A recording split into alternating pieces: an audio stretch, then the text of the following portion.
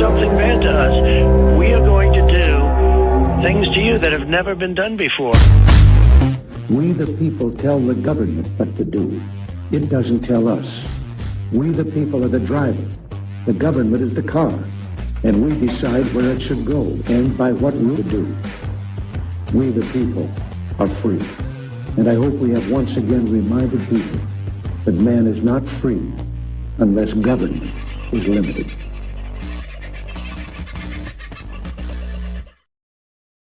Well, g'day folks, how are you? A little bit early for the day, and it's because question time is just starting, or has started a little while ago. This is slightly delayed, and I'm not sure how much of it I'll be able to get. I am taking a feed from Sky News, but I'm going to put Anthony Albanese up here in the background and hit the appropriate play button.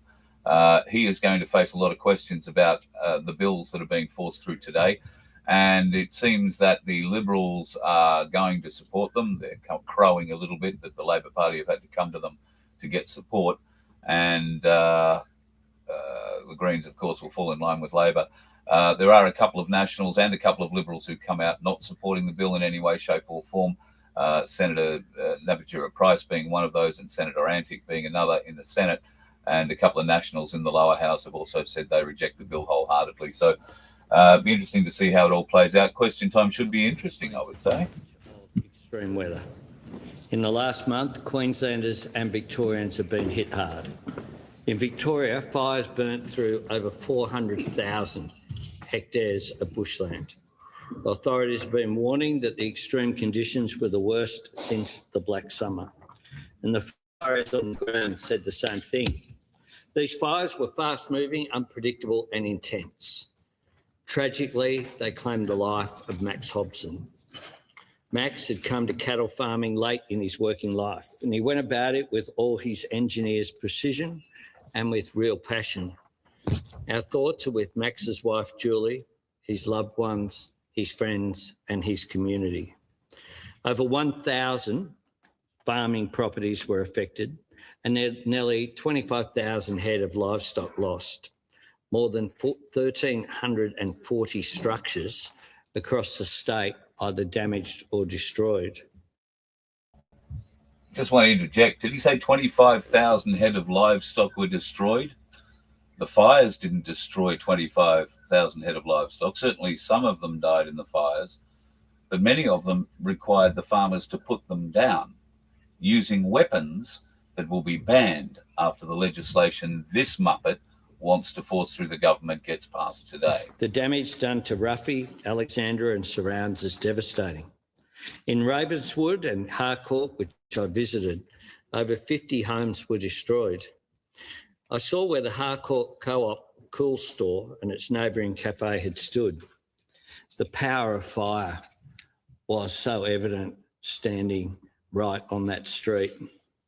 Over 90 small businesses used that Cool Store, local winemakers, brewers, apple growers.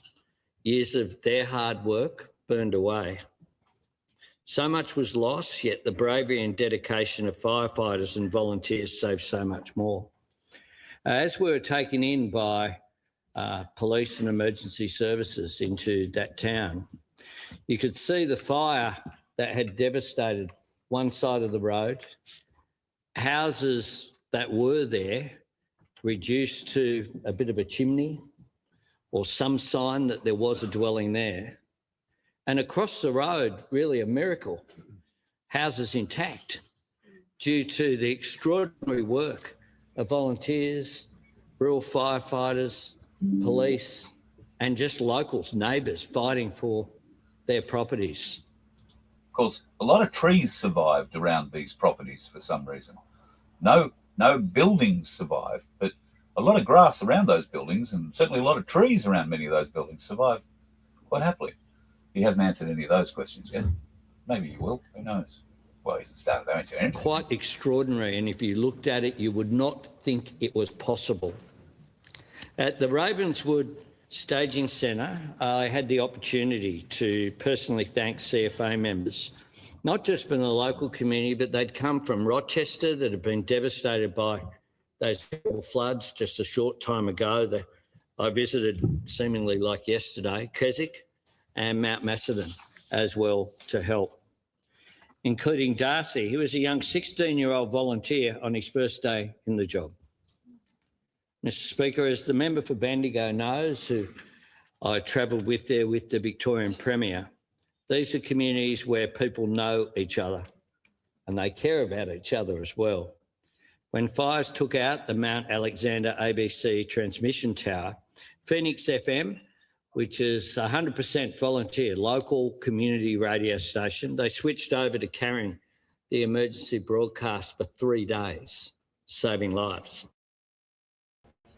Just want to point out that that community radio station that stepped up when the ABC's government-owned, people-paid-for infrastructure was not protected well enough from, well, something that could be reasonably well expected, a fire, that community radio station gets absolutely no government funding at all, gets absolutely no government help at all.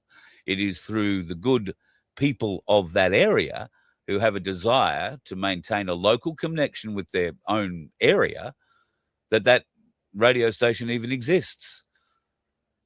Will the government consider maybe putting a little funding into community radio, particularly with regard to emergency services? I doubt it. One CFA volunteer, Tyrone Rice, was out fighting fires when his own home was lost. In less than a week, the community had raised over $65,000 for his family. In Queensland, the devastation has been different, but the courage and generosity has been the same. Monsoonal rain, exacerbated by ex-tropical cyclone Koji, has caused widespread flooding across North Queensland. Previously, I travelled to Cloncurry with the Emergency Management Minister and with the Treasurer, and we were in Cloncurry and Mount Isa. The Minister went on to visit Julia Creek and Richmond afterwards, looking at the extraordinary impact that those floodwaters had had. And I thank the Mayor of Cloncurry and other community volunteers who were able to meet and thank for what they had done there as well. Tragically, one man died when his vehicle was trapped in floodwaters near Normanton. He and his loved ones are in our thoughts today. Primary producers have seen thousands of kilometres of roads and fencing destroyed, and around 50,000 head of livestock have been lost, at least. At least. A lot of them shot with weapons that are going to be outlawed in the bill that will go before this Parliament today and into tonight, I'm sure, for debate, and into tomorrow. I noticed that he mentioned the firefighter who's had $65,000 donated to them. They lost their house, lost all their possessions, lost absolutely everything. The local community have come together to donate $65,000 to this firefighter. That's marvellous. I didn't hear him say the government was going to match those donations dollar for dollar or 2 for 1 even to help this firefighter dedicated to the community who's lost everything, maybe be able to rebuild. Didn't hear that coming from this piece of filth. What I said to the remarkable SES volunteers in Hoods Lagoon and locals at the Claremont Bears Footy Club is the same message I took to Harcourt in Victoria. We have got your back. From response to recovery to rebuilding, we'll be with you every step of the way. In both states, we've made the disaster recovery allowance available, up to 13 weeks of support for people who have lost income. In Victoria, together with Jacinta Allen's government, we've provided $77 million in disaster recovery funding. This is support for emergency fodder, community recovery officers and primary producer grants up to $75,000. I wonder if the Prime Minister has seen what the Jacinta Allen Police Force is doing to those fodder runs in Victoria at the moment. If you go through Facebook and check out any Victorian regional person's coverage, by the sound of it at the moment, you will see that there are hundreds of trucks and utes with trailers towing fodder, bales of hay, round, square, you name it, all shapes, all sizes, all designed to go and help feed the stock that managed to survive this horrendous fire event. But in Victorianistan, Jacinta Allen's government That's all right. His mate, he's the one who said, my very good friend, the member for Bendigo. It's her government that's stopping that fodder being delivered by the community to help out other community members. As well as assistance for personal and financial counselling dealing with power outages and clean-up. The Defence Force have made some of their accommodation available as well in Victoria and in both states. I thank all those in police and emergency services, fire services, volunteers, the SES, the extraordinary people who step up at difficult times. In trucks that are 35 years old, or I think that's the oldest one I've heard of so far, but usually around the 31 to 33 years of age. That's the length of the tooth in some of the Victorian fire trucks. Do you know what that makes them, folks? That makes them officially antiques. Any vehicle over 30 years of age is officially an antique. Yet, this muppet and his best friend, Jacinta Allen in Victoria, who has lied to the Victorian people hand over fist about raising the CFA's budget and has now been proven 100% a liar over that. These guys just want to try and beef it up and say, oh, you've done a great job. Well, they've done a bloody amazing job with antique. In Queensland, we're working with David Christopher's government, who I also met with last Thursday in Brisbane. But we travelled there to Clermont with the minister. We've provided over $66 million in support to 30 different local government areas. This includes an $11.3 million primary producer support package, in addition to $21 million in disaster recovery grants. Almost $10 million for extraordinary disaster recovery assistance grants for small business, $7 million in emergency fodder for stranded livestock, and $11.5 million to repair the Cloncurry airstrip that's so important, vital, particularly for fly-in workers who work in the resources sector in the mines around Cloncurry as well. In addition to that, we've provided support for mental health support and personal hardship assistance. I know the whole Parliament cares about helping these communities get back on their feet.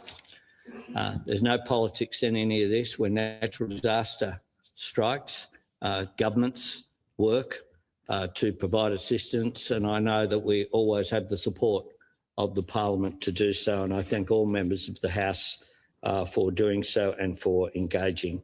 I'll continue to work with local members on what else can be done, and to say that, of course, this remains a difficult period, a difficult weather period in Sydney over the weekend and the central coast of New South Wales. There was a real impact as well on the impact of the extreme weather events. And did this guy not grow up in Australia? We've been having hot weather every summer for as long as I've been alive, and I suspect probably as long as you have or longer. This guy every year ramps up, oh, it's so hot, oh, it's so hot. In Sydney, it's getting hotter because there's more cement, more roofs reflecting heat, more everything. Of course it's going to get hotter. You put more bloody cement and bitumen down instead of grass and trees, what are you going to get? Well, you're going to get hotter in the area where there's all that cement and bitumen. Record rainfall in some of those communities, including in the member for Robertson's electorate and the member for Dobell's as well. This is a difficult period. I remind people as well, as a final thought, if it's flooded, forget it. We still, every time I go into a flood area, the police and people will tell you that people think that they can drive through and they know what it looks like. I know in the member for McKellar's electorate over the weekend as well, we saw examples of that. If you can't see the ground, you don't know what's under the water. You don't know if the road has slipped away. It is simply just not worth it. So please follow the advice. Our police, emergency services, volunteers, SES, they risk a lot in helping out their fellow Australians. And don't get supported. What they ask for is that they get listened to on that advice, and that way we'll keep Australians as safe as possible, even in what are difficult times. On indulgence, the Honourable the Leader of the Opposition. Thank you, Mr Speaker, and I'm pleased to join the Prime Minister in acknowledging the deep hardship being experienced by Australians across our country as they confront the devastating aspects and impacts of fire and floods. From communities facing catastrophic bushfire conditions along the New South Wales-Victoria border and in parts of South Australia and Western Australia, to families and businesses who are still reeling from widespread flooding in Queensland and northern New South Wales. Australians are once again being tested by a landscape that is both extraordinary and unforgiving. I'm always reminded of the beauty and the terror from Dorothea Mackellar's iconic poem. In recent weeks, I've been on the ground in flood-affected communities across North Queensland, in Cloncurry, in Julia Creek, in Richmond and Mount Isa, speaking directly to families, to pastoralists, to local leaders whose lives and livelihoods have been just turned upside down. And I've seen the number one thing you see in their eyes is exhaustion, just fatigue, but behind it, great anxiety for what the future holds and great pain for what they've gone through and great shock. I've also spent time with emergency services on the New South Wales-Victoria border in the Upper Murray, where I spent 17 years of my life as a farmer and where my family and community still lives. So it was very close and personal, and to see the damage that was done there firsthand only recently reminds me that those communities are too soon going through something that they went through in 2020 in the Black Summer fires. Similarly, for North Queensland, 2019 was a time of dreadful flooding. And so I want to say that when the weather is at its worst, Australians really are at their very best. And the most important thing is to acknowledge those who are directly affected. And that includes families who are forced to evacuate. But when fires and floods have an impact like this, we must always put front and centre our farmers, the people who work the land, the people who care for their livestock, the people who will only leave their farm if they absolutely have to. And when I looked at the picture of Max Hobson, and I pass on our deepest condolences to his family who lost his life in the Longwood bushfire, you see a farmer, an iconic bloke from the bush, stoicism, fortitude, calm, common sense. You can imagine him leaning on the rails at the stockyards, coping with everything, dealing with the highs and lows of life on the land. And it's a life that he has now lost, and his family and community are devastated. Those who've lost homes, who've lost stock, crops, machinery, fences, businesses, or treasured belongings, and those who are trying to keep going while carrying the emotional weight of having been through it all before. I want to place on record the opposition's gratitude to those extraordinary Australians who respond on the front line, our volunteer firefighters, our SES crews, our police, our paramedics, our defence personnel, our council workers, and the many community volunteers. A really big thank you. And as I met crews from the CFA, from Queensland, from the RFS in New South Wales, in the Tallangatta Incident Centre, in northeast Victoria, it was quite clear how they'd all just dropped everything to be there, and that's what you always see. Whatever they've left behind, they have done so willingly to come and lend a hand. Can I particularly thank our aviation crews and pilots? I've seen helicopter pilots in outback Queensland flying mission after mission from dawn till dusk, as exhausted as the people they are helping, knowing that just to get that last load of hay, just to pick up that last stranded person, just to see some evidence of where stock might be gathering so that you can help them and support them the next day. We thank them and every person involved in the planning, coordination and logistics that support these efforts. Mr Speaker, recovery is a long process. It takes time, it takes resources, it takes support, and it requires governments at every level to stay engaged, not just in the immediate crisis, but in the weeks and the months that follow. And in Richmond, I heard directly from local leaders and landholders about all those practical realities of recovery, restocking, rebuilding fences, restoring yards, managing animal welfare. It's always at the top of the list. The difference in anguish and heartbreak between a farmer who has lost his land and his fences but not lost cattle or sheep is a totally different experience from one who has. And the anxiety you have for your cattle as they recover is, it's beautiful to behold because it demonstrates that bond between those who manage the land and the spirit of Australia. But we heard something so important there that from the Mayor in Richmond. He said in words that stayed with me that disaster packages save lives, literally. In 2019, he said support announced in the midst of the crisis changed the course of people's lives and gave hope to those who felt they could not continue. And hope matters in disaster recovery. It's not abstract, it's real. And it's often the difference between despair and the determination to rebuild. That's why it's so important that assistance is delivered quickly. The goal must be to help people back on their feet, not to add further strain through complexity or bureaucracy at a time of such profound loss. And I want to assure Australians, as I know the Prime Minister has in these affected areas, that they're not alone. And they often feel that a lot of attention is paid in the days after the disaster, as it should be, and then those communities can fade from our public consciousness. Now, I know everyone in this parliament is determined that that not happen, that we are there for those communities over the years ahead. And remember that they are Australians who don't ask for help, but they need a lot of help. And so we must make sure that they get it. And Australia has faced disasters before, we'll face them again.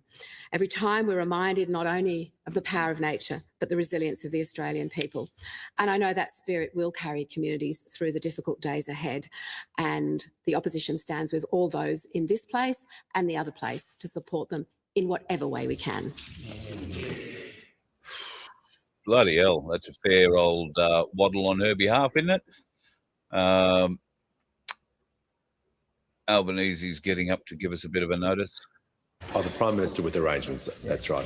Thanks. I inform the House that the Minister for Aged Care and Seniors will be absent from question time today, and the Minister for Health and Ageing will answer questions on his behalf. We shall now move to questions about those. Are there any questions? And I give the call to the Honourable, the Leader of the Opposition. My question is to the Prime Minister. The families of the Bondi terrorist attack victims had to beg the Prime Minister through their grief and tears for a Commonwealth Royal Commission into anti-Semitism. The Prime Minister forced those families to juggle unimaginable grief with national advocacy. It was callous, it was unfair, and they are owed an apology. The Prime Minister dithered and delayed with a host of bogus excuses, citing nameless experts, saying it would take too long, arguing it would platform hate. Not once has the Prime Minister admitted to and said sorry for his mistakes. Can the Prime Minister just humble himself for once and simply say sorry? Order. Order. We've dealt with this time question before. I hope it'll be the same measure applied if any ministers go over time. The Prime Minister has the call. Mr Speaker, what happened on the 14th of December was a targeted, evil, anti-Semitic terrorist attack on Jewish Australians. And my heart breaks for every person, every family, every community that has been made to suffer because of that senseless hate-filled violence. I've attended homes, synagogues, private meetings, both in their homes, in my Sydney home for the moment, in my Sydney office, those families. I haven't had TV cameras with me and radio reporters. What I've done is engage respectfully with those people. I've said I feel the weight of responsibility for an atrocity that happened whilst I'm Prime Minister. And as I have said, I am sorry that this occurred. Sorry for the grief and pain that the Jewish community and our entire nation have experienced. Our responsibility is to channel that grief, that pain, that anger into meaningful action, making a difference. And that is what I have striven to do. I've said that we would implement in full the recommendations of the Anti-Semitism Envoy's report. Unfortunately, some of those recommendations, the most serious ones about vilification, did not receive the support of either the Coalition or the Greens in the Senate and therefore were not able to be pursued. We did in the immediate aftermath of the attack. Our priority was unashamedly about the safety of Australians. If you look at what has happened with terrorist attacks overseas, what often occurs is that one attack leads to another coordinated attack somewhere else as part of planning. Our first priority, unashamedly, on the Sunday night, on the Monday, on the Tuesday, on the Wednesday, on the Thursday, was not to worry about politics. Our priority was, were these people part of a cell? Would there be another attack at another place in Sydney? Would there be a follow-up attack in Melbourne? Were Jewish Australians being kept safe? Were the leaders of those communities being kept safe? We upgraded the security measures around the track. Our priority was that. What were the gaps that were missed in security as well through the National Security Committee that has met on almost a daily basis every day since December 14? That was absolutely our priority, was to get that right. Our second priority was to make sure, not that we do something in a year's time or 2 years' time, but to do something immediately. And the Parliament, the House of Representatives, passed legislation, not as strong as we would have liked in tackling anti-Semitism just before question time, but what we could get through. That was our priority, and we called a Royal Commission. Once we had the Royal Commissioner in place, once we had consulted the Jewish community about the terms of reference as well. It's an interesting way. We're having a Royal Commission. We announced that Royal Commission once we had the Commissioner in place. Why would you have to have the Commissioner in place to announce that you're going to have a Royal Commission? You could announce you're having a Royal Commission and the Commissioner will be announced in due course when we make that selection. But no, if you do it the other way around, if you go and find the Commissioner and then announce that you're going to have a Royal Commission, you are in effect handpicking the Commissioner that you're putting into that role. And you can cherry pick. You can go around and ask a few questions of those that are suitable for that role. Find the ones that might be a little more open to suggestion, shall we say. Don't trust these filth people. Don't trust these filth at all. Give the call to the member for order, asking all members to show restraint today, of all days. Give the call to the member for Isaacs. Thank you, Mr. Speaker. My question is to the Prime Minister. After the tragic events of the violent anti-Semitic terrorist attack at Bondi Beach last month, how is the Albanese government working to combat anti-Semitism, extremism and hate and keep all Australians safe? The call to the Prime Minister. I thank the member for Isaacs for his question and his commitment, not just as a member of the Australian Parliament, but as also someone who is very committed to helping his fellow Jewish Australians and who travelled to Sydney just in the hours after this terrible attack on the first night of Hanukkah, where 15 Australians were murdered at Bondi Beach. They, of course, wounded dozens more, men, women and children. It was an anti-Semitic terrorist attack aimed at Jewish Australians, inspired by ISIS, the deadliest that has ever occurred on Australian soil. It was also an attack on every single Australian because it was an attack on our way of life in which the Australian covenant is that if people have any prejudice or hate, that's left in the customs hall. And here in Australia, we respect each other of different faiths, of different backgrounds, and we treat each other properly. Now, since the horror of that day, our priority has been to keep Australians safe, to combat anti-Semitism, extremism and hate, to bring an end to violence, to bring the nation together and to wrap our arms around the Jewish community, to be with them in their profound grief. We've announced a Royal Commission into anti-Semitism and social cohesion so people can tell their stories to inform meaningful action.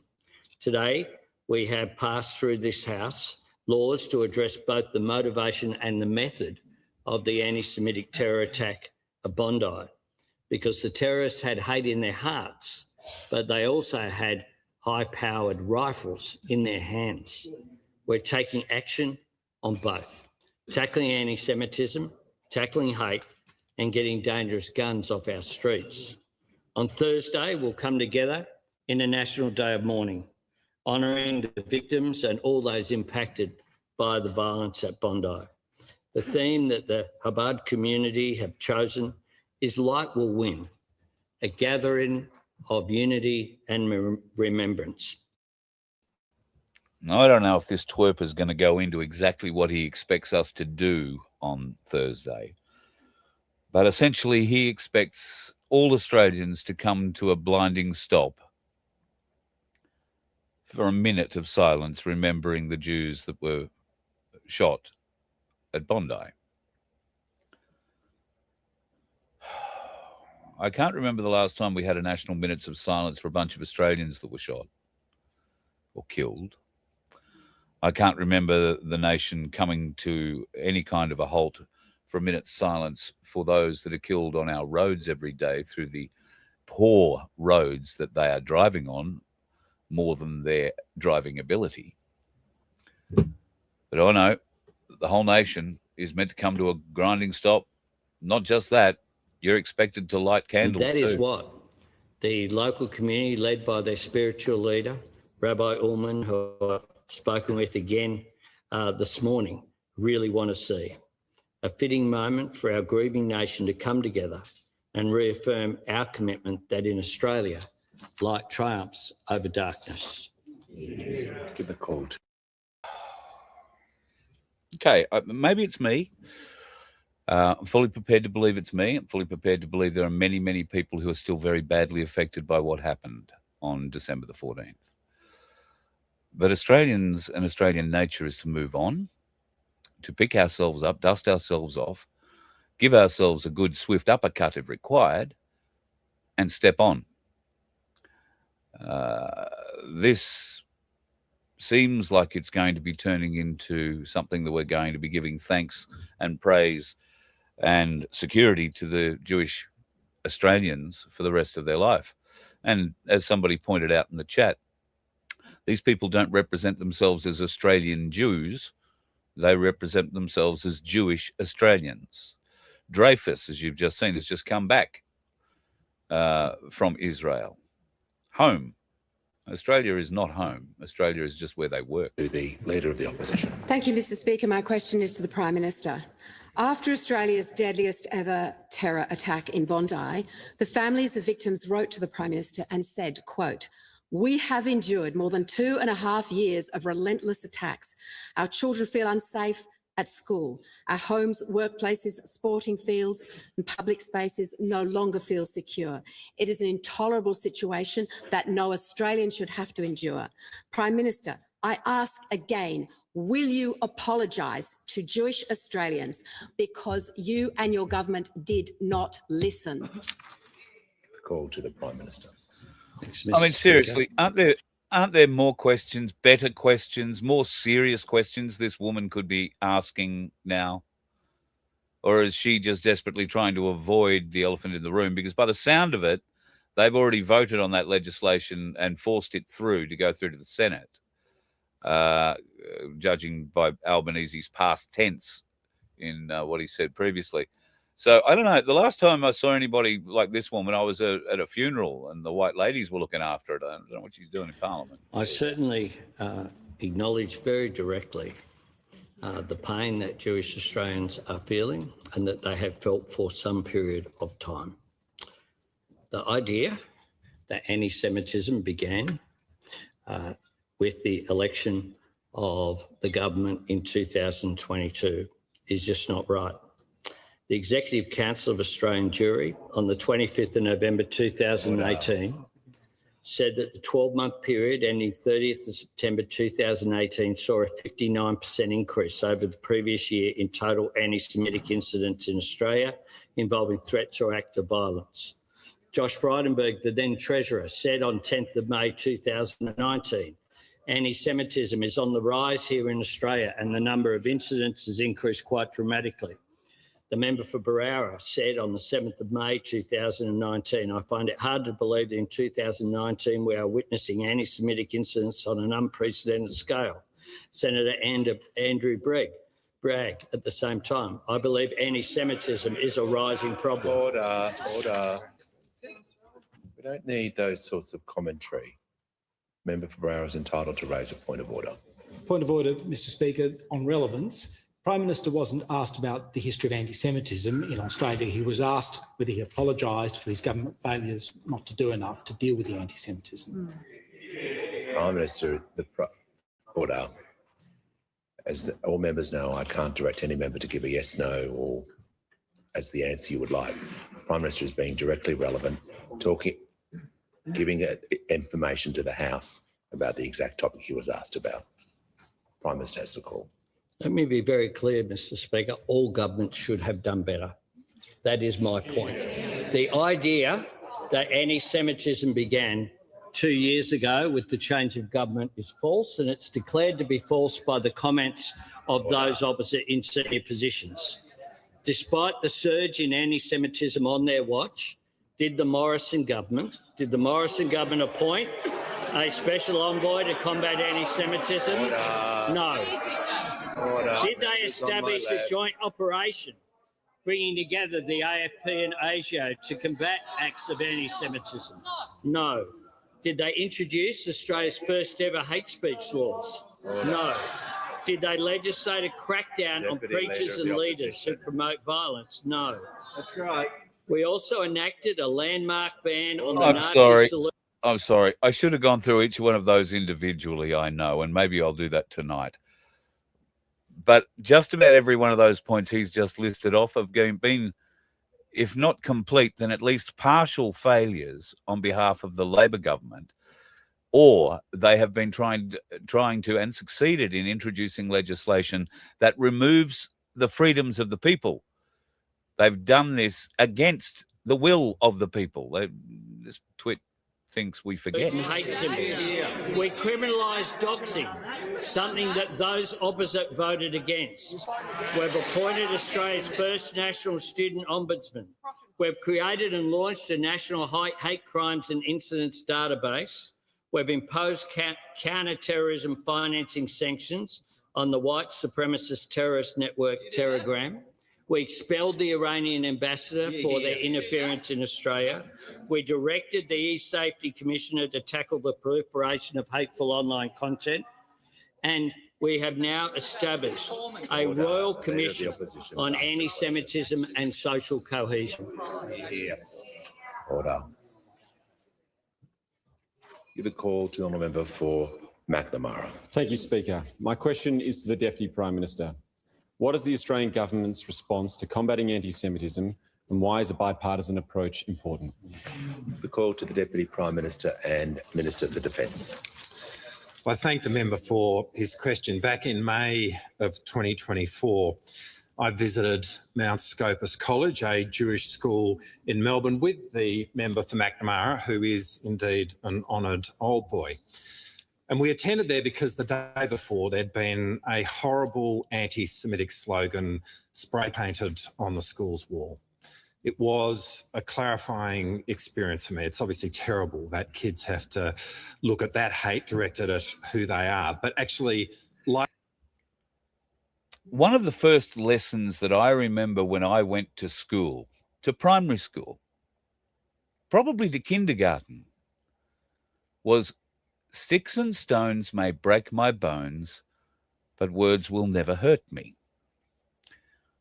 Do you think the Jewish people understand that at all?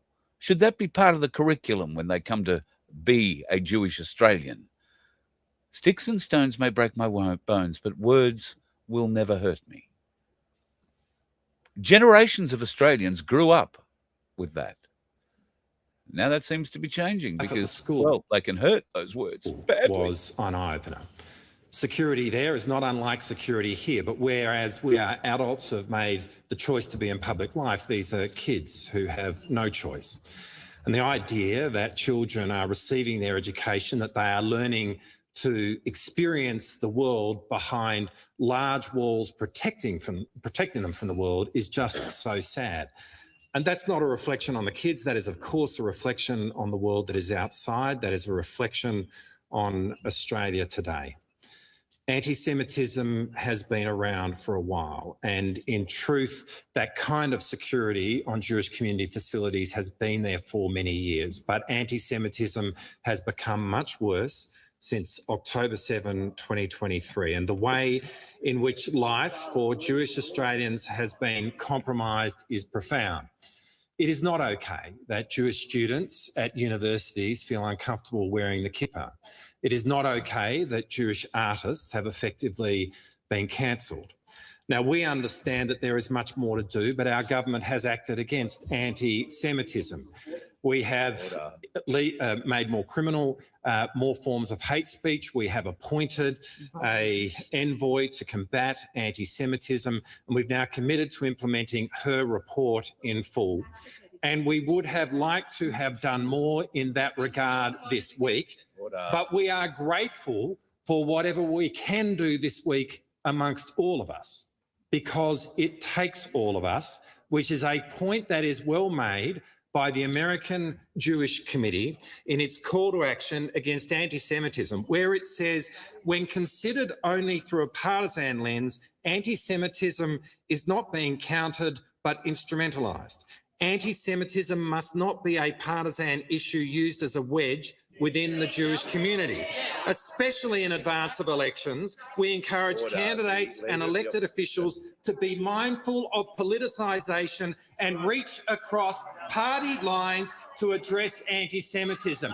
These are wise words. We are only going to rid the scourge of anti-Semitism in this country if we all rise above our parties and do it together.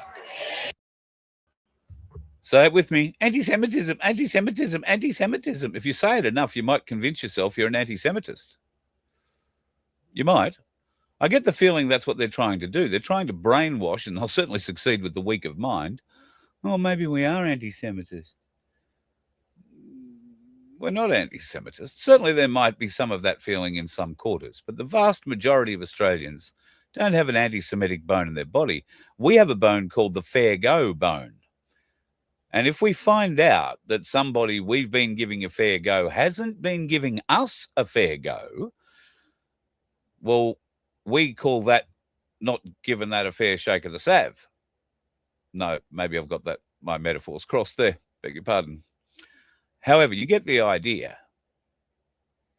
If we deal with you in good faith and discover that you are not dealing with us in good faith, that elicits a whole different reaction from Australians.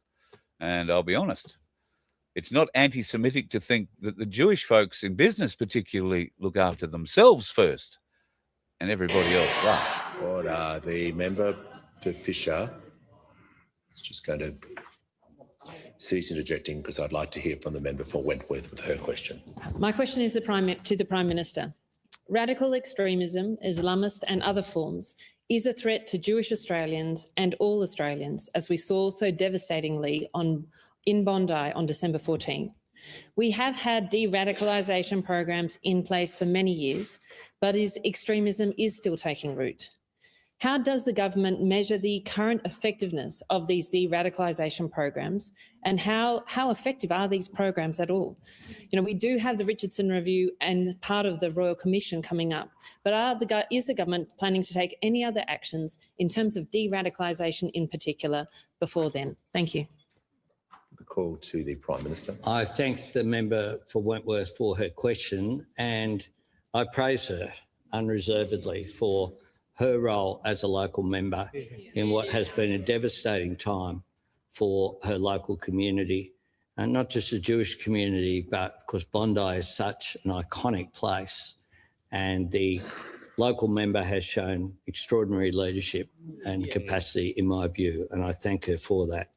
I will ask the Minister to supplement, but I would say that radical Islamic extremism is a major problem. We know that that is the case. We know that hate preachers can cause a real problem in distorting Islam and creating a circumstance where people are full of hate. Hate preachers are distorting Islam. And yet the provision that they've left in this new legislation gives those preachers a loophole if what they are preaching is written in the Quran. Ever read the Quran? It's not the kind of book you want to read your kids at night time going to bed, I can tell you, not unless you want to make them have horror dreams. So what's he actually referring to? Well, I'm bloody sure he hasn't got the vaguest idea what he's referring to. And we saw an expression of hate motivated by ISIS, an ideology that isn't about any state, is about an Islamic caliphate around the world. Often this is difficult as the examples come from what is a father and son. It's much more difficult to detect, as the ASIO Director General has reported. A big threat is sole actors, an individual actor.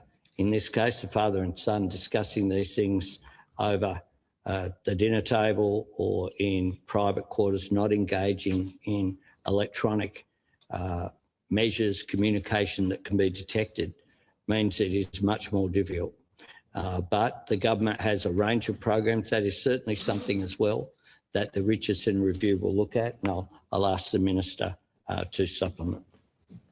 The Leader of the House. Thanks very much, Mr. Speaker, and thanks, Prime Minister. This should be good. The counter-terrorism and violent extremism strategy was released again last year, where we renewed the different programs that we run. Before this fellow outlines to us just exactly what a star campaigner he is in this particular ministry that he's head of, remember one thing, or a couple of things.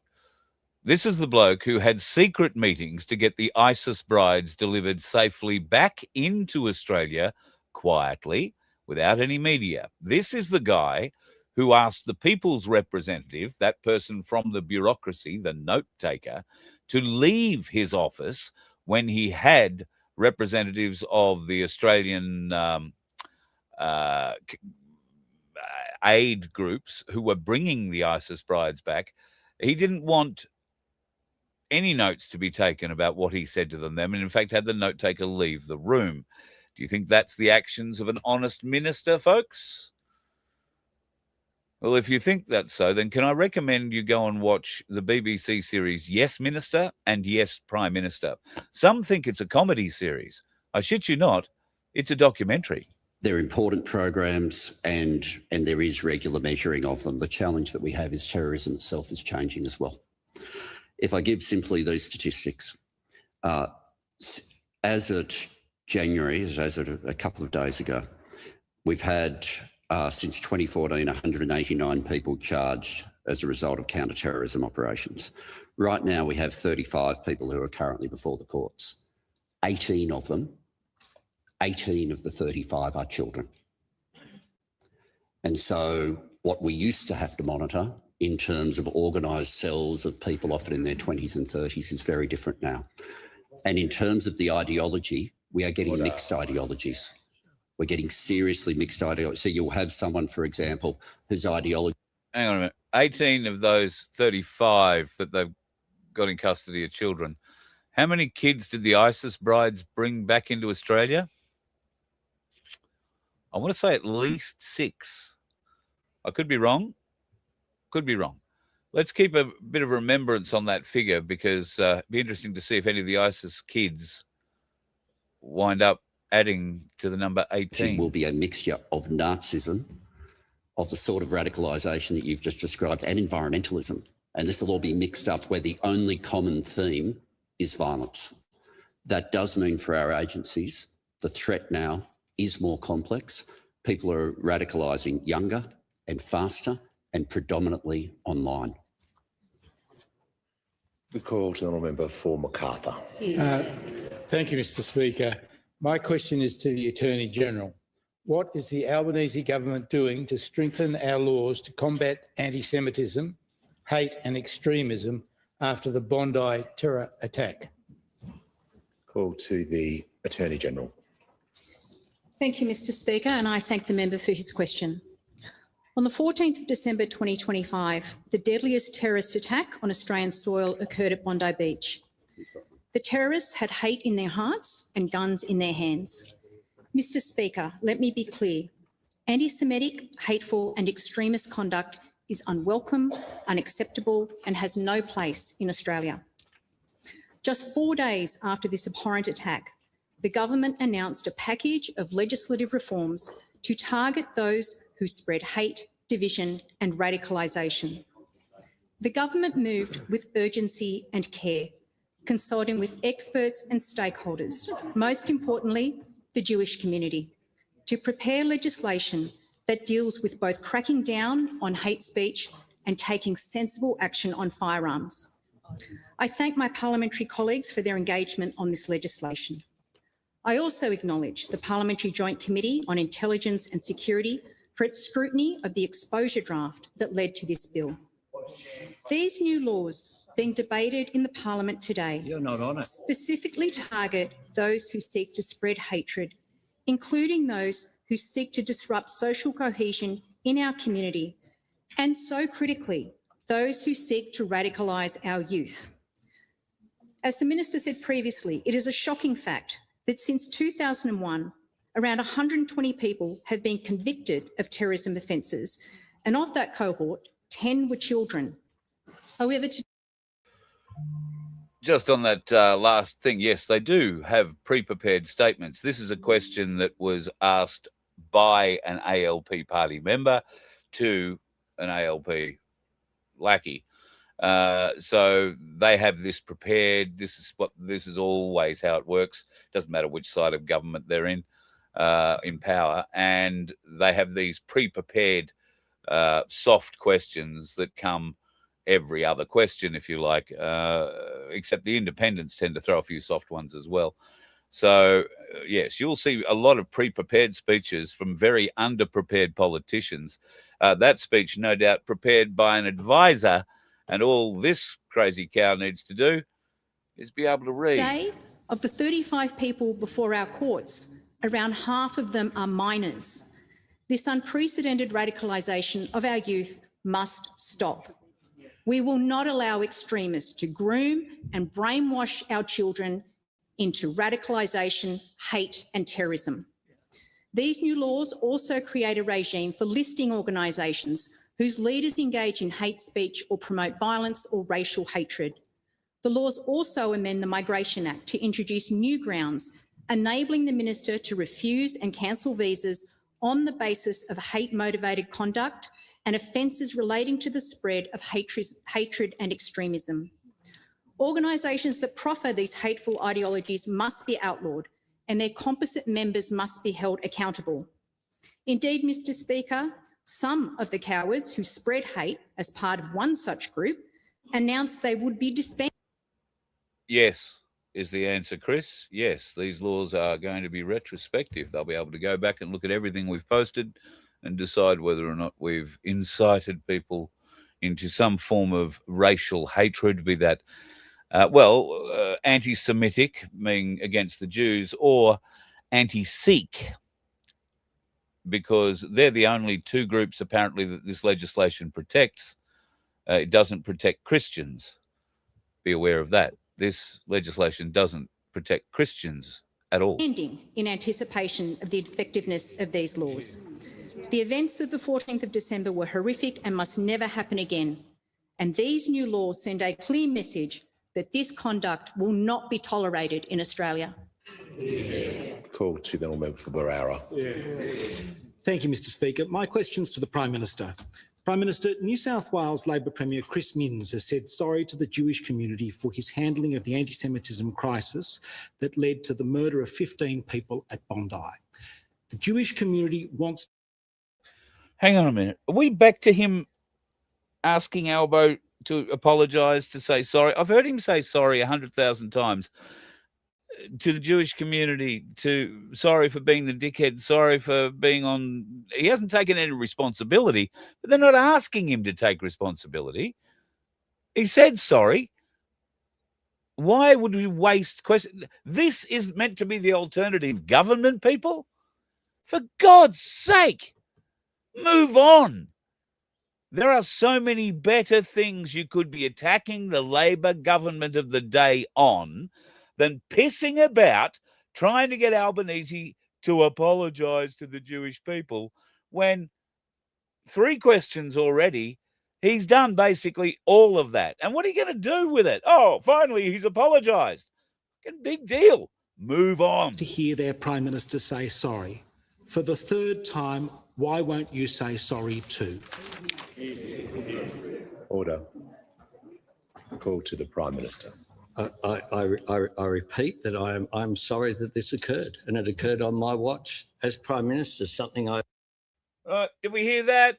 He said he's sorry. Sorry, it happened on his watch. Sorry, I was the Prime Minister. I'm really sorry I was the Prime Minister when am I so sorry? I'm very sorry it was the Prime Minister when this I've happened. said consistently, privately, publicly, said in my first answer as Order. well. Members on my left. But what I won't do,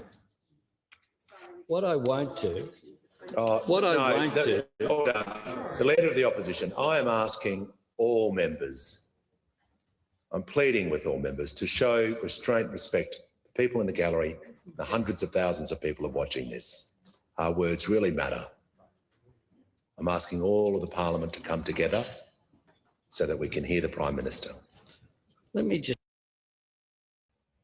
I think the Speaker is the only one who realises the gravitas of today and what these performances, these actors are putting on, means for them, their future, and the future of this nation. Say this.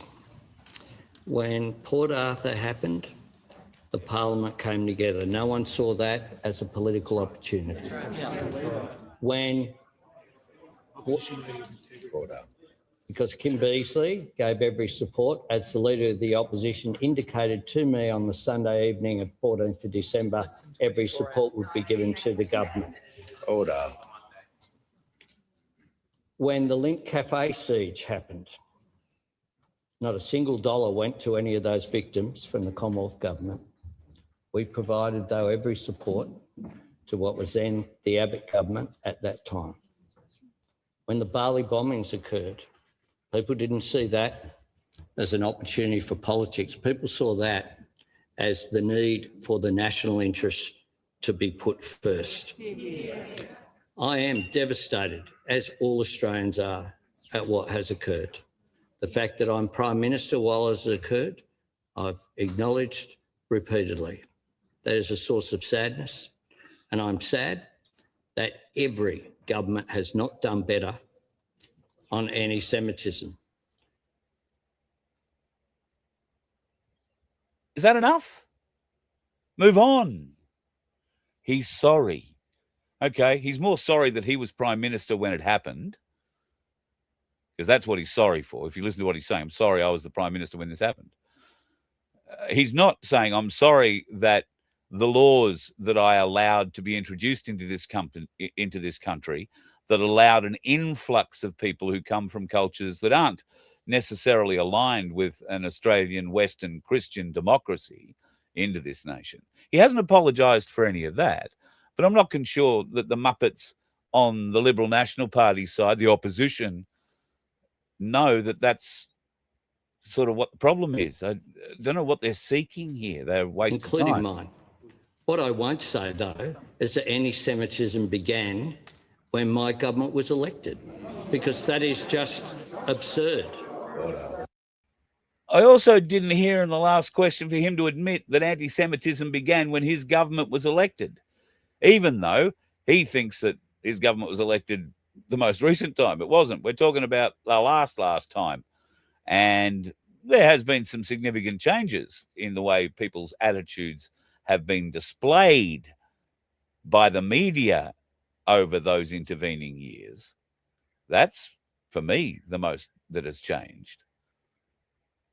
Albo Sleazy and crew have just continued to muppet along. What I won't do, what October 7 did happen, and there hasn't yet been an independent review of those events of October 7, but in Israel, because they have been getting on with the response.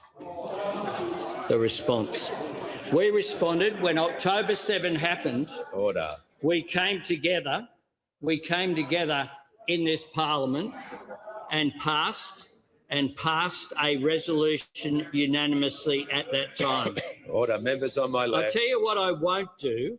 I won't let the terrorists off the hook by pretending that the atrocity that they committed was not the result of their choices and their actions. This was not a random event. This was an anti-Semitic terrorist attack inspired by ISIS, conducted by a father and son. So, haven't heard the words radical Islamist or radical Islam out of his mouth, but ISIS were, of course, the most radical arm of Islam.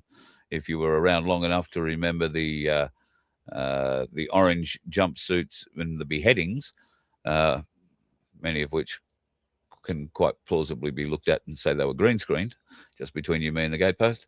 However, no, it's not. Let's go back to this muppet. Perpetrated in the name of a perverted, murderous version, as they saw it, of Islam. They bought the guns, they fired them into the crowd. They killed 15 innocent people and wounded dozens more. How many Australians have done that since, I don't know, John Howard introduced the gun laws here in Australia?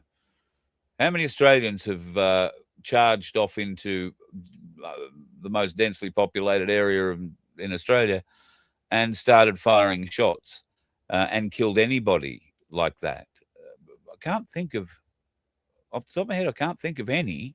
And yet it's every law-abiding Australian gun owner who's going to be punished rather than this immigrant who came in from India or wherever the hell he came from and didn't have Australian citizenship, but was able to get a gun license and accumulate 6 weapons, which now apparently is, God, how could you do that? You may as well start your own army if you're getting 6 weapons. Now they're just trying to steal your freedom from you folks, to disarm you. And the idea that they are not responsible for those actions is something that I certainly will not do. Order. The House comes to order. We'll hear from the member for Werriwa. Thank you, Mr Speaker. My question is to the Minister for Home Affairs. Why is the passage of the Albanese government's gun reform so important for Australians? What would it have meant to the Bondi terror attack, and what opposition has there been? Call to the Leader of the House and the Minister for Home Affairs. Thanks very much, Speaker, and I thank the member for Werriwa for the question. In responding to the anti-Semitic terror attack, we need to deal with the motivation and we need to deal with the method. We are dealing with 2 people there who had horrific anti-Semitic bigotry in their minds and in their hearts. And they had weapons they should not have had as those individuals. I don't think anyone argues that those individuals should have been able to have weapons. And we need to be able to respond to the method that they used as well. The vast majority of gun licence holders in Australia take their licence. Notice that he said we need to respond to the method. He acknowledged that it was, the gun holders who did the damage. He doesn't acknowledge that the way to fix that is through better licensing conditions. And even trying to get your license these days is very, very hard. But I would have thought a baseline point of being able to get an Australian gun license is being Australian. Seriously and are responsible individuals. And I say to those people, these changes are not targeted at you. There are claims that have been made by some of those opposite, which are simply not true. Our laws will not be a blanket ban on firearms. Our laws will not stop Australian athletes from competing or accessing the equipment they need. Our laws will not stop pest controllers or sporting shooters, those with a genuine need. Our laws will not stop farmers and primary producers from performing their daily tasks. But the question that is right to ask is what the reforms will do when you reduce the number of guns in the community, when you strengthen the National Firearms Agreement, when you strengthen background checks, when you improve intelligence sharing, and when you restrict licences as far as practical to Australian citizens. And the critical question that came to a head in a vote today where those opposite did not distinguish, they did not seek to amend, they opposed the lot in the way they voted on the gun laws today, is what would these laws have meant for those two men? Order. Because there's been a lot of discussion, and we heard the New South Wales debate, should there be 6? Should recreational shooters be able to have 6 firearms? Should it be 4? Should it be 5? How many would those individuals, those two people, how many firearms would they be permitted to have under the laws today that the government supported and the opposition opposed? And the answer is 0. Under those laws, those... I'm getting a little hope that the opposition didn't support the gun laws after I heard that they'd formed a bit of a deal where they would. Bear in mind, this is delayed and I may have my messaging out of the timeline, so things may have changed. Two people would have been able to access 0 firearms. What are the reasons? Citizens. If he'd have done his frigging job at the border, the thing he's in charge of, these two individuals shouldn't have got into the country. They certainly, in the father's case, shouldn't have been able to get a gun licence. Only citizens would be able to get a licence. The firearm licence holder was not an Australian citizen. The firearms that they were using would not have been available to them. The son who didn't have a firearms licence in any event, had he sought one or had the father sought one, Auscheck and the intelligence information that we had would have been cross-checked before a licence could be issued. All of these things result in one very simple question. Do you believe those two people should have been allowed to have those guns? And every member on this side today voted to say no, they should not. So he's just admitted it's a failure of process. Those two individuals got guns due to a failure of process. So how is tightening the already restrictive gun laws on law-abiding Australians who committed no crime, shot no Jew, how's that going to change things? These people are not smart. We cannot leave them in the position of power they have. You understand that, don't you? My question is to the Prime Minister. Shayna Gutnick, whose father was tragically killed during Australia's deadliest ever terror attack in Bondi, publicly wrote, and I quote, "Australia did not fail quietly. It failed loudly, repeatedly, and with full knowledge. Its government watched hatred grow and chose to do nothing. They minimised it, they excused it, they dismissed Jewish warnings as noise." Prime Minister, these are not my words. These are the words of the victims' families. Can the Prime Minister finally humble himself and just say sorry? Clearly they're not listening to me. Order. Just so sorry. Look, if that's the best the leader of the opposition can muster, she's had since December the 14th to come up with what she's going to say on the first day back at Parliament. She's had since December the 14th to figure out what she's going to say today and what she is going to get her party to attack the Labor Party on today, the first day back for 2026. So far, every one of the Liberal national questions come from the opposition side of the floor have been asking the opposition leader to say sorry, which he apparently has done, certainly to my satisfaction. Not that I give a flying hoot, but he's done it to my satisfaction. If it's not good enough for the Jewish people, I think that has more to do with the Jewish people than it does anything else. I don't understand the political point this woman is trying to make out of it, and it's not a political point worth winning. It's not going to gain her enough of the field. If this is the quality of Liberal leadership, I can't wait for Pauline Hanson to trash them at the next election. Prime Minister has the call. Thanks, Mr. Speaker. I met with Shayna yesterday. I spoke with her last week. I spoke with her community leaders. She's from a PAD community in Melbourne on a regular basis as well. Rabbi Moshe Khan, who's a good friend of the member for... It's almost like the Liberal Party questions are designed to let Albo say, this is how much begging and sorriness I've done.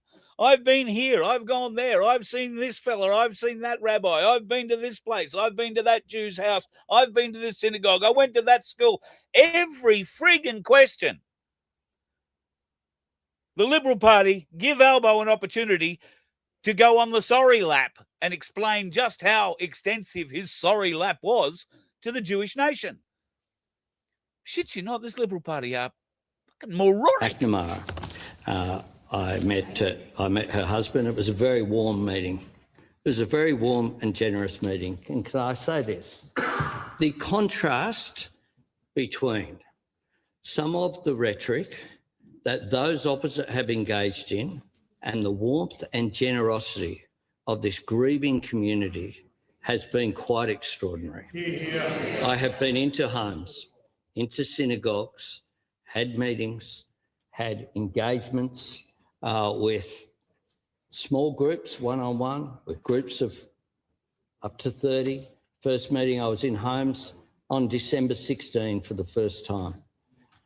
Since then, I must say a number of people I regard now have become friends because of the extent of the engagement.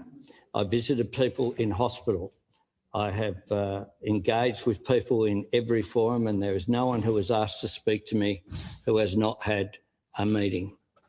And at the same time, what we have had is loud shouting. We had shouting that the Parliament had to be resumed before Christmas, but then when we resumed it, we were resuming it too soon.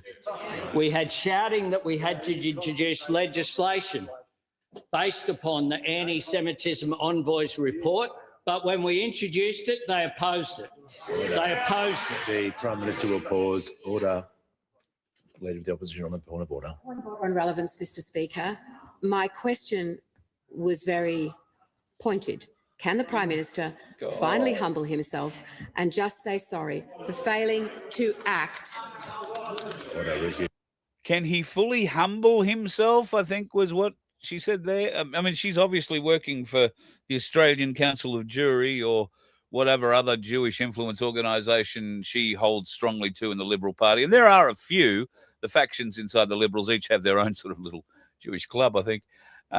So this is about getting Albo to prostrate himself publicly in the House, trying to embarrass him into saying sorry. We know the useless bastard couldn't say sorry for 3 weeks. We know that. We lived that. We understand it. We remember it. It's in fact why, in great part, they dropped 4 percentage points in the latest poll, more than the Liberals dropped. But the Liberals made the news because they dropped below One Nation.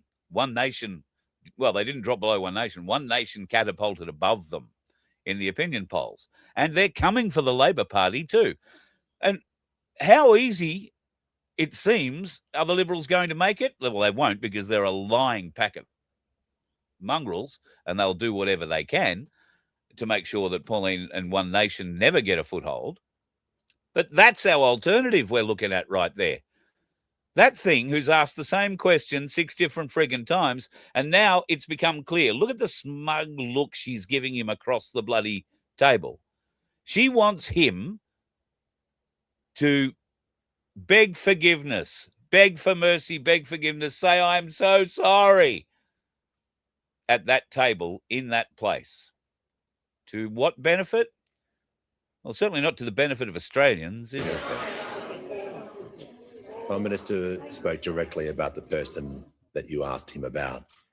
He couldn't be more directly relevant when he described what had happened. That I can't make him do what you wanted the answer, but I can ensure that he is being directly relevant, and he has been completely directly relevant to the question he was asked.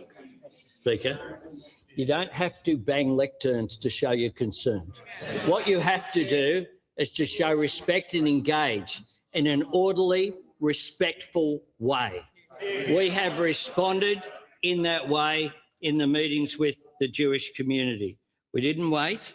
We have appointed the special envoy to combat anti-Semitism. Within days, we began the the legislation. We'd already I would have phrased that differently. Within days, they began the cover-up, but, you know, that's just me. appointed, of course, a National Student Ombudsman. We have appointed David Gonski to look through the education schemes. We've gone through. Professor Craven has to learn, to come together in a spirit of collective strength and to go forward knowing that light will always prevail over darkness. As the Prime Minister said, the government has engaged with members of the community, particularly Jewish Australians, Haven't we seen this already? The government has established a Royal Commission on anti... I'll jump it again, see what it does. Call to the Leader of the Opposition. My question is to the Prime Minister. The Prime Minister told Australians that national security experts advised against a Commonwealth Royal Commission. In establishing the Royal Commission, has the Prime maybe I've Minister come to the end of the broadcast. By the government? Yeah, that's what's happened. I'm sorry, they cut the stream off on us. That's all right. I was probably going to vomit anyway. I think we've seen enough, haven't we? If that's the best performance that Susan Ley, the white funeral lady, can bring to the Parliament for the Liberal National Party, if you are in the Liberal National Party, if you are a Liberal National supporter, you're stuffed. They have had since December the 14th to come up with a very rigorous attack on what has been a pretty piss-poor performance from the Albanese government. Instead, they focused on one particular issue, which seems incredibly important to them. And they would have you believe that it's even more incredibly important to a very, very small selection of the Australian public. A very small section. So why is there so much angst and effort to try and get Albo to lay prostrate on the Parliament table saying, oh, yeah, I was a bit slow saying sorry. And he'd done that. He may not have said he was a bit slow doing it. We had a metered response, a measured response, yada, yada, yada, yada, yada. And I understand there are probably things that, as the Prime Minister, you do need to take advice on and take into account before making decisions. I don't think that takes 3 or 4 weeks. I think he's a weak leader, but I can't see anybody better than him standing behind him. Can you? Tanya Plibersek? Oh, God, that just leaves a sour taste in the mouth, almost as bad as Penny Wong. However, I think that the Liberal Party showcased today exactly why Pauline Hanson's One Nation, I think they're just One Nation these days, have been able to gain the support of so many Australians. And if they think that support is going to end anytime soon with performances like Susan Funeral White Lady came out with today, she's going to hand the support that Pauline Hanson needs to not just gain control of the Parliament, but to become the Prime Minister, the lead party of this nation. She would have to do a few things to get to become the Prime Minister, but you get the idea. They have the first best opportunity in Australian history to change the status quo. And this is what the Australian people have been calling for, an alternative to the uni party that has been supposedly making decisions in our best interest for all of our lifetimes, when in fact all they've been doing is treating us like a money battery, bleeding us dry. And the best alternative the Liberal Party can come up with is that woman and their strategist. It's not just her. I can't just blame her. It's not just her. It's the strategists behind the Liberal Party who have, since December the 15th, been thinking about how they can attack the government best on this and the laws that the government rudely wanted to ram through. Now, It sounds like those have been voted on, and the gun laws at least haven't been passed through. And I don't know, haven't seen any reportings on other things at the moment, but I haven't really been watching. So I'll go and have a look. If that's the case, then, pardon me, there won't be any debates on it because it's being pushed back. The other side of it, the anti-Semitic side of it, I get the feeling they're supporting that pretty strongly. And there is so much inside of that that could get you and I in trouble. Not so much the anti-Semitic preacher, but those of us who would like to trouble the government on the things they say and do, who would like to draw them or draw attention to the people who may have missed some of the bullshit from the government and ultimately would like the government brought to account for their failures to look after the Australian people. So the Liberal Party have proven today, with all of their intelligent people, with all their history, with all of their strategists, with all of their know-how and great power, the best they could do was ask the same question half a dozen times, probably more, and gain no ground out of it whatsoever on the first day back. That's a very, very sad predicament if you happen to be a supporter of the Liberal National Party. It'd be almost enough, I would say, to label them road dickheads and to be avoided at all costs. We'll see you later. You let one ant stand up to us, then they all might stand up. Those puny little ants outnumber us 100 to 1. And if they ever figure that out, there goes our way of life. It's not about food. It's about keeping those ants in line. That's why we're going back. Does anybody else want to stay? Let's ride!